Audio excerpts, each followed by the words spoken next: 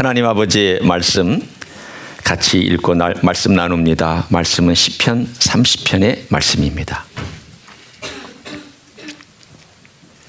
시편 30편 1절부터 12절까지의 말씀을 저와 여러분이 한 절씩 교독하도록 하겠습니다. 시편 30편 1절부터 12절까지의 말씀입니다. 제가 먼저 읽습니다. 여호와여, 내가 주를 높일 것은 주께서 나를 끌어내사 내 원수로 하여금 나로 말미암아 기뻐하지 못하게 하심이니이다. 여호와 내 하나님이여, 내가 주께 부르짖음에 나를 고치셨나이다.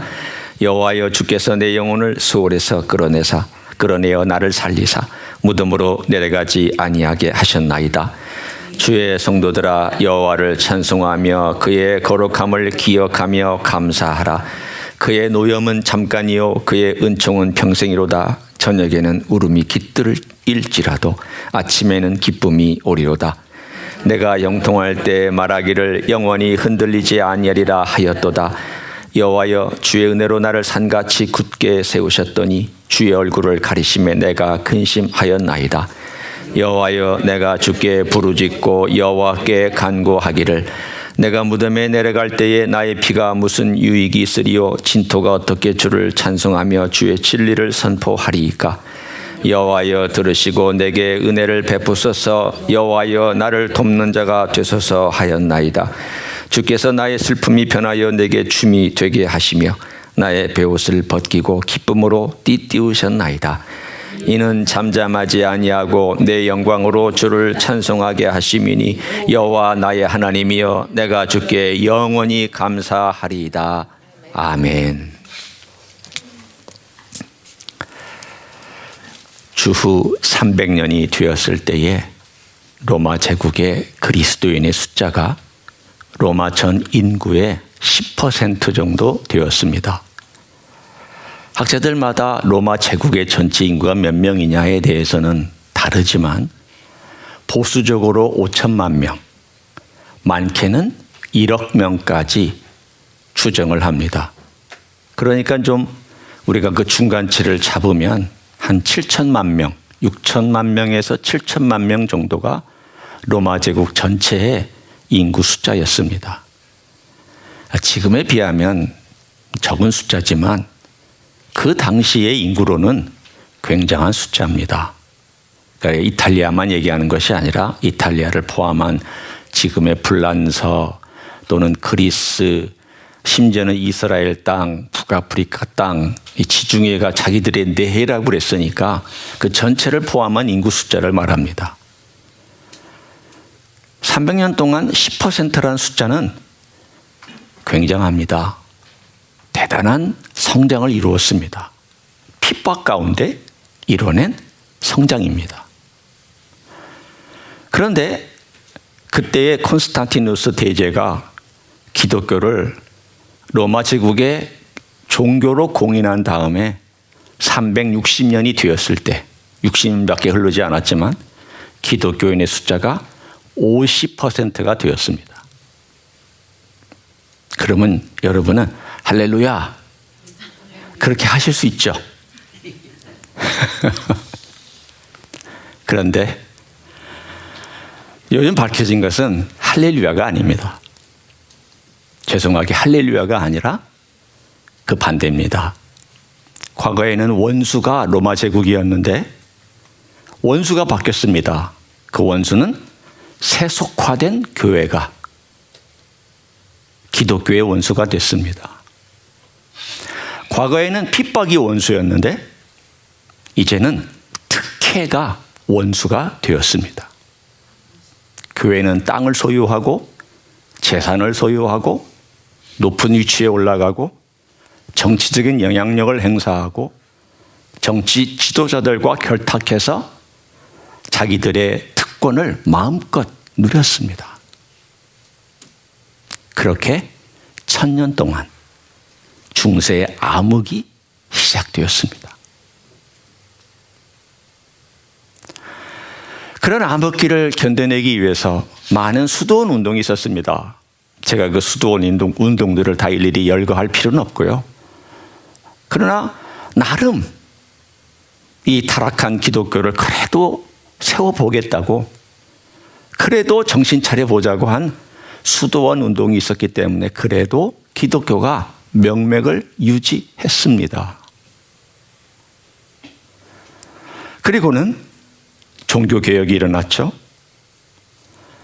1500년대에 종교개혁이 일어나서 지금부터 한 600년 전, 500년 전에 그 종교개혁은 새로운 도전과 개혁을 이룩한 교회의 운동을 일으켰습니다. 잘한 것입니다. 여러분이나 제가 속한 이 교회도 그 종교개혁 때문에 그 결과로 생겨난 공동체여 아름다운 유산을 먹고 있습니다. 그런데 이 종교개혁 이후에 교회가 지난 1000년 동안의 암흑기와 똑같은 문제를 갖고 있습니다. 그 문제가 뭐냐면 안일함과 세속성입니다. 안일함과 세속주의가 우리 교회를 좀먹고 있습니다. 교회 전체 다 그렇다 치더라도 우리는 어떠냐? 나는 어떠냐? 오늘 하나님 아버지 앞에서 나는 안일한 삶을 살고 있지는 않을까? 그러면 어떻게 하면 안일함을 극복할 수 있을까? 이건 여러분과 제가 미국에 살고 있는 동안 평생 고민해야 될 숙제입니다. 평생 이것과 싸워 나가야 합니다. 어떻게 싸울까? 어떻게 극복할 수 있을까? 오늘 저는 시편 30편 속에서 그 놀라운 해답을 같이 나누려고 합니다. 오늘 시편 30편을 보면 이 역사적인 배경이 잘 나타나 있지 않습니다. 다윗이 왜 이런 시편을 썼을까? 오늘 여기에 보면 다윗이 원수들에 의해서 많이 비방을 당했고요.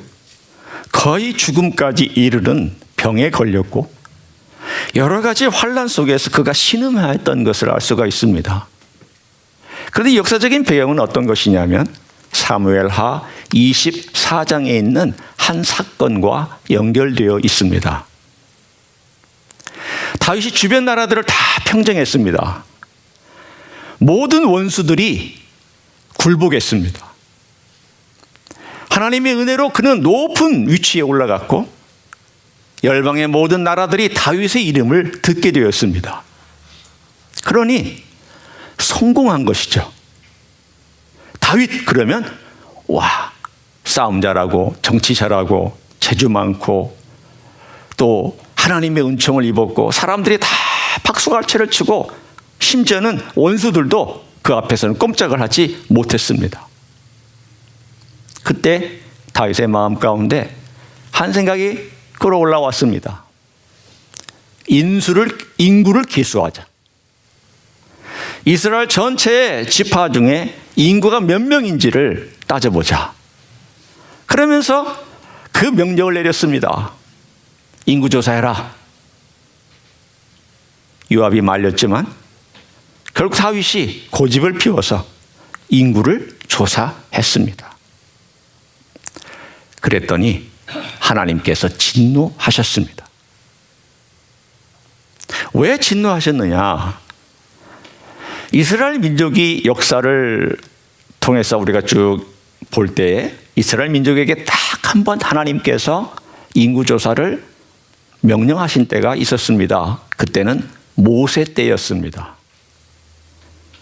왜 하나님께서 명령하셨느냐 하면 너희들이 애굽에서 400년 동안 있는 동안에 내가 너희들에게 약속한 그 약속이 얼마나 신실하게 이루어졌는지를 인구조사를 통해서 확인해라. 너희 70명이 들어간 그 명수가 몇 명이 됐는지를 확인하고 하나님이 너희를 얼마나 축복해 줬는지를 조사해라.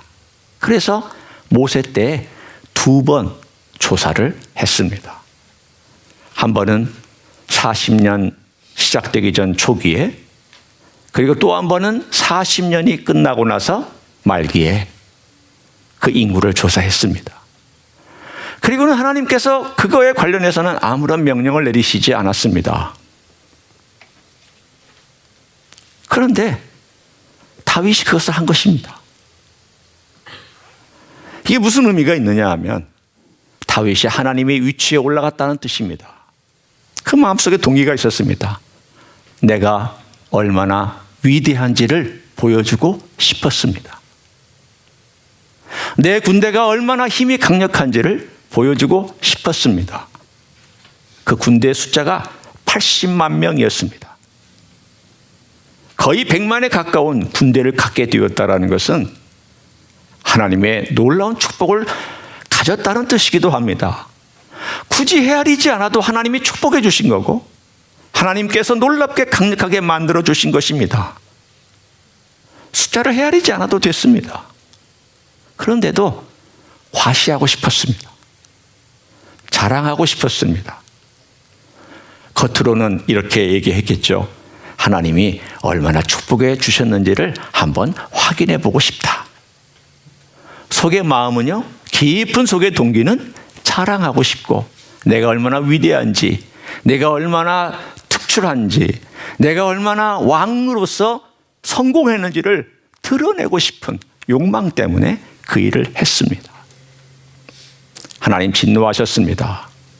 그래서 3가지 심판 중에 네가 하나를 골라라 그랬더니 그가 마지막에 한 가지를 골랐습니다. 3일 동안 하나님의 손에 의해서 이 땅에 재앙이 임하는 것을 골랐더니 7만 명이 죽는 전염병이 돌아서 오늘 이 30편의 시편이 나오게 된 배경이 바로 그 재앙 가운데 있었던 이야기입니다. 이것 때문에 원수들이 비방을 했습니다. 사람들이 다윗을 욕했습니다. 다윗이 왜 그렇게 했느냐고, 왜 그렇게 교만했느냐고 다윗은 손가락질했습니다. 다윗의 몸과 마음이 약해져서 거의 죽을 지경까지 갔습니다. 오늘 보면은 스올이라는 단어가 나오는데 그의 생명이 죽음 직전까지 갔던 것을 그는 이렇게 표현했습니다. 얼마나 고통스러웠겠습니까? 얼마나 힘이 들었겠습니까? 그런데 그 고통 가운데 그가 하나님께 기도하기 시작을 했습니다. 여러분, 어떤 일이 있을 때, 그리고 어떤 문제가 생겼을 때 누구를 제일 먼저 찾느냐가 우리의 신앙의 현주소입니다. 사람을 찾으면 그게 우리의 신앙의 본질이고, 하나님을 찾으면 그게 우리의 하나님 찾는 신앙의 본질일 것입니다. 다윗은 하나님께 갔습니다. 그리고는 그가 하나님께 기도하면서 간구를 했더니 오늘 어떤 일이 일어났는지 30편 1절, 2절, 3절을 제가 다시 읽을 테니까 들어보십시오. 여호와여, 내가 주를 높일 것은 주께서 나를 끌어내사 내 원수로 하여금 나로 말미암아 기뻐하지 못하게 하심이니이다. 이 원수가 사람일 수도 있고요, 이 원수가 사탄일 수도 있습니다.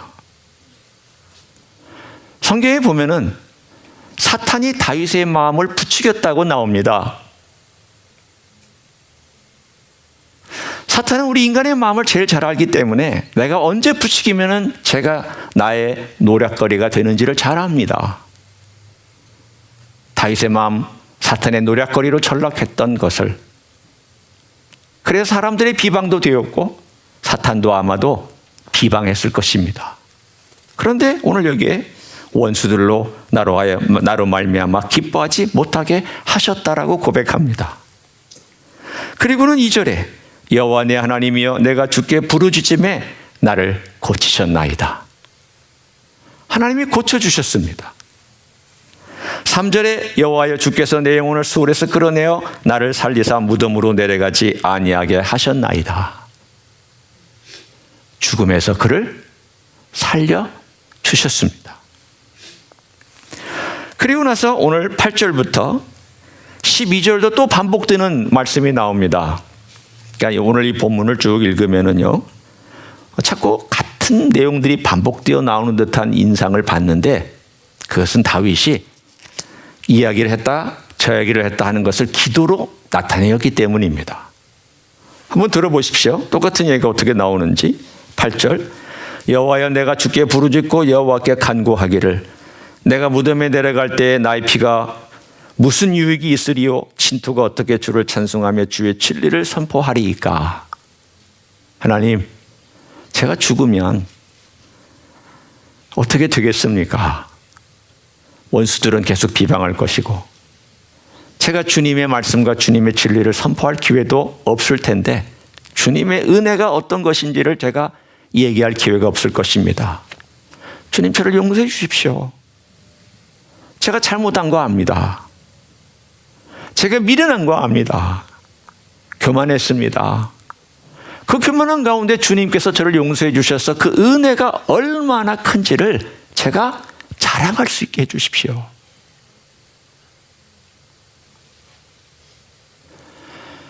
죄가 전제가 되니까 용서가 있는 것이고요.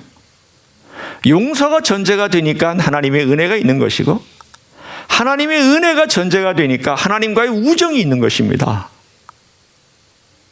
그 어느 걸 하나도 빠져서는 하나님과의 관계는 성립되지 않습니다. 용서가 있다는 것은 죄가 있다는 말이고 용서가 실현되었다는 것은 하나님의 은혜가 있다는 말이고 하나님의 은혜가 있다는 것은 하나님과의 우정이 거기에 있다라는 뜻입니다. 그러나 이 우정이 깨질 수 있는 것은 죄 때문입니다. 다윗의 교만 때문이었습니다. 그러나 그것을 알고 주님, 제가 다시 주님을 찬송할 수 있게 해주십시오. 주님을 높일 수 있게 도와달라고 기도합니다. 10절 여호와여 들으시고 내게 은혜를 베푸소서 여호와여 나를 돕는 자가 되소서 하였나이다. 계속 기도했습니다. 그랬더니 그 결과를 그는 이렇게 경험했습니다. 주께서 나의 슬픔이 변하여 내게 춤이 되게 하시며 나의 베옷을 벗기고 기쁨으로 띠띠우셨나이다. 내 슬픔과 내 눈물을 기쁨과 노래와 찬양과 춤으로 바꾸셨다라고. 하나님의 은혜를 그는 노래합니다. 여러분, 언제 하나님을 극진히 찬양할 때가 언제였습니까? 언제 어떻게 하나님을 극진히 찬양했습니까? 죽음과 같은 고통을 겪고 나서 하나님의 은혜를 체험했을 때 아마 여러분도 그렇게 찬양하고 감사하고 노래했을 것입니다. 저도 그렇습니다. 저는 간 3분의 1을 잘라낸 사람이니까 간 3분의 1의 기능을 가지고 살아가는 사람입니다. 그렇지만 하나님께서 지난 한 15년, 제가 수술을 받은 지가 이제 15년째 되었고요. 15년째 건강하게 살고 있는데 가만히 생각해 보면 그전보다 더 건강하게 살도록 축복해 주셨습니다. 많은 도전을 주셨습니다. 삶의 습관 바꿔라. 너 관계 바꿔라. 너 우선순위 바꿔라. 너의 속에 과연 예수 그리스도의 복음이 있는지를 확인해라. 너는 회개하는 삶을 살고 있는지 확인해라. 하나님께서 계속해서 지난 15년 동안 간헐적으로, 매일은 아니라 할지라도 간헐적으로 저에게 주셨던 도전이 바로 이것이었습니다. 감사하게 제가 얘기할 수 있는 것은 슬픔이 변하여서 기쁨이 되었다는 것을 저는 간증할 수 있습니다. 맞아. 깊은 밤을 경험한 사람이 밝은 새벽의 기쁨을 찬양하지. 영혼의 어두운 밤을 경험한 사람이 영혼의 찬란함을, 주님이 주신 영광을 노래할 수가 있지. 영혼의 어두운 밤을 경험하지 못한 자가 어찌 그 가운데 들어오는 빛을, 그 찬란함을 경험할 수 있을까? 다윗의 경험을 부족한 저도 경험한 적이 있고 지금도 경험하고 있습니다. 이것을 다윗은 놀랍게 그 가운데 4절부터 7절까지의 대목 가운데서 자기의 신앙을 고백하는 내용이 좀 더 자세히 나옵니다. 그러니까 1절부터 3절까지는 기도했다. 이렇게 하나님이 내 기도를 들어주셨다는 거고요. 또 8절부터 12절까지 또 내가 기도했다. 그랬더니 하나님께 들어주셨다라는 공통적인 내용이 반복해서 나오다가 가운데에 그 안에 놀라운 고백이 나옵니다. 한번 들어보세요. 저는 이 고백이 얼마나 아름답고 귀한 것인지 우리의 고백이 되었으면 참 좋겠습니다. 여러분과 저의 평생의 고백이 되었으면 좋겠습니다. 4절 주의 성도들아 여호와를 찬송하며 그의 거룩함을 기억하며 감사하라. 그의 노염은 잠깐이요 그의 은총은 평생이로다. 이 말씀입니다. 그의 노염은 잠깐이요 그의 은총은 평생이로다. 다윗은 자기가 현재 경험하는 것을 하나님의 노염이라고, 하나님의 진노라고 고백합니다. 피하지 않습니다. 회피하지 않습니다. 변명하지 않습니다. 하나님 저 잘못 왔습니다. 하나님 노여우신 것 맞습니다. 제가 불러드린 겁니다. 문제의 원인은 제게 있었습니다. 제 교만함이며 저의 안일함이며 나태함이며 높은 곳에서 이 정도면 됐다라고 이제 나는 다 했다, 왕으로서 성공했다라고 한 저의 교만함이 있었습니다. 어디에 있었느냐? 6절 보십시오. 그가 그때 자랑했던 내용을 고백하고 있잖아요. 내가 형통할 때 말하기를 영원히 흔들리지 아니하리라 하였도다. 내가 그렇게 했다는 거예요. 이건 잘못한 고백, 잘못했다는 것을 고백하는 내용입니다. 무슨 뜻입니까? 와, 이제 나 괜찮아. 나 영원히 흔들리지 아니할 거야. 내 왕권도 튼튼하고 나는 얼마나 위대한 왕인지 몰라 라고 했다는 뜻입니다. 그의 교만함에 대한 고백이에요. 영원히 흔들리지 아니하리라. 이 말을 제가 바꿔 얘기할까요? 나 잘났다. 이 말을 했다라는 거예요. 자기가 마음으로. 말로는 안 했지만 속으로. 그랬더니 하나님께서 어떻게 하셨습니까? 여호와여 주의 은혜로 나를 산같이 굳게 세우셨더니, 하나님이 세우셨는데 내가 그런 말을 하니까 하나님께서 어떻게 하셨냐면 7절에 주의 얼굴을 가리심에 내가 근심하였나이다. 주께서 얼굴을 가리신 거예요. 왜 가리셨느냐? 다윗아, 이거 네가 한 거냐 내가 한 거냐? 네가 이룬 것이냐 내가 이룬 것이냐? 누가 진짜 주인이냐? 다윗이 잠깐 착각하고 있었던 거예요. 언제 그런 착각을 하는지 아시죠? 안일할 때, 성공할 때, 잘 나갈 때, 뭔가 누릴 때 착각해요. 아니라고 말하지만 마음속에 그런 게 생겨요.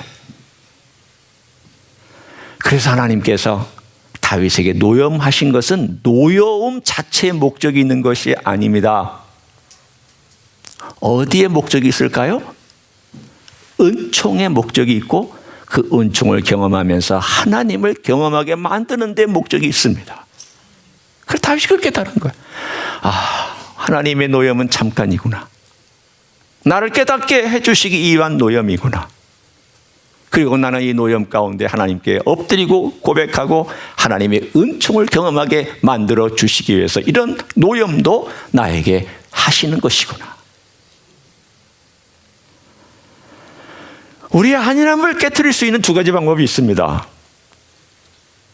하나는 확실하게 깨트리는 방법은요, 하나님이 하시는 일이에요. 하나님이 하셔야 돼요. 이건 다른 방법이 없어요. 하나님이 깨트려 주셔야 제일 확실하게 깨져요. 제가 제한적으로 깨트릴 수 있는 방법을 알려드릴까요? 그건 우리가 선택하는 거예요. 그것은 힘든 사람, 힘든 장소, 힘든 일을 해보는 거예요. 그게 무슨 뜻입니까?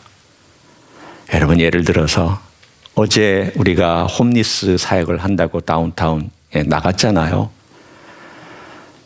냄새 지독합니다. 딱 갔더니 뭐 찌른 내, 온갖 오물 내, 뭐 냄새 지독합니다.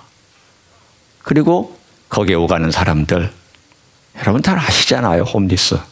그리고 거기에 한 70%, 80%는 마약에 중독되어 있는 사람들입니다.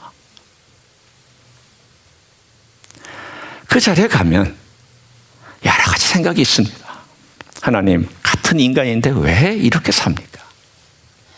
또 하나는, 하나님, 이 땅이 이렇게도 힘들게 살아가는 사람들을 좀 불쌍히 여겨주면 좋겠는데 이 사람들이 그 선택을 이렇게까지만, 이것만 하는 것이 너무 안타깝습니다. 힘든 장소예요. 힘든 사람들이에요. 제가 예를 그냥 드는 것입니다. 이런 자리에 갔다 오면 자기도 모르게 안일함이 조금 깨집니다. 아, 내가 그동안 안일하게 살았구나. 그리고 내게 주신 이 복이 얼마나 귀한지도 다시 깨닫습니다.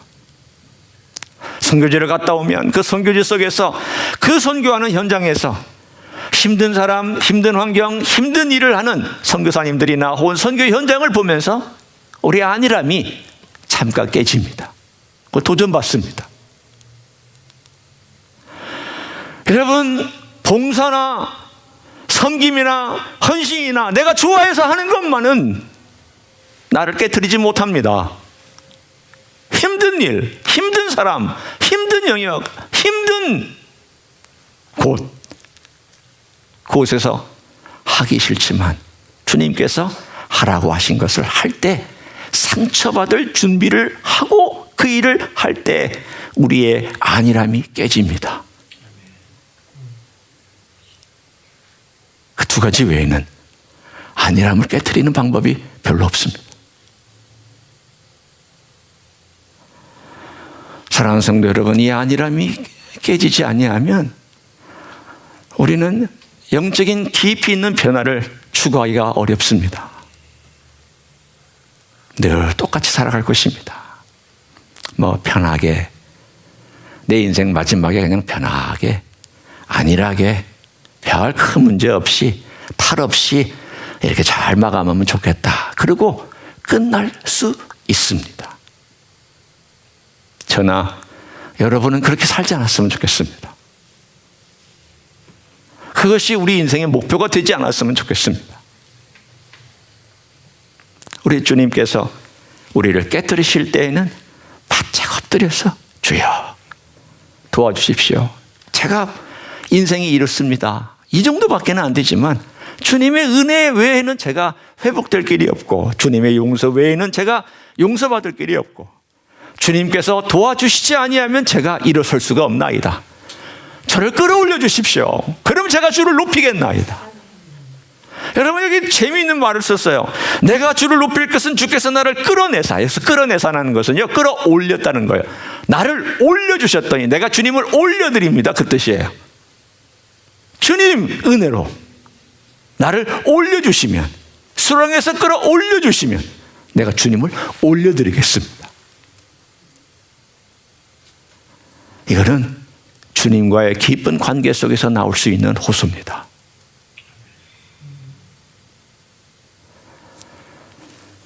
주님께서 안일함을 깨뜨리실 때에 우리 주님께 와서, 주님, 때로는 내가 스스로 그런 힘든 현장, 힘든 사람, 힘든 일들을 하면서 나를 깨뜨려 주실 때, 혹은 주님께서 어떤 사건이나 환경이나 일들을 통해서 나를 깨뜨려 주실 때 우리 주님 앞에서 그 일들을 바라보면서 주님께 엎드리면 주께서 우리의 삶을 통하여서 놀라운 새로운 일들을 이루어 가실 줄 믿습니다.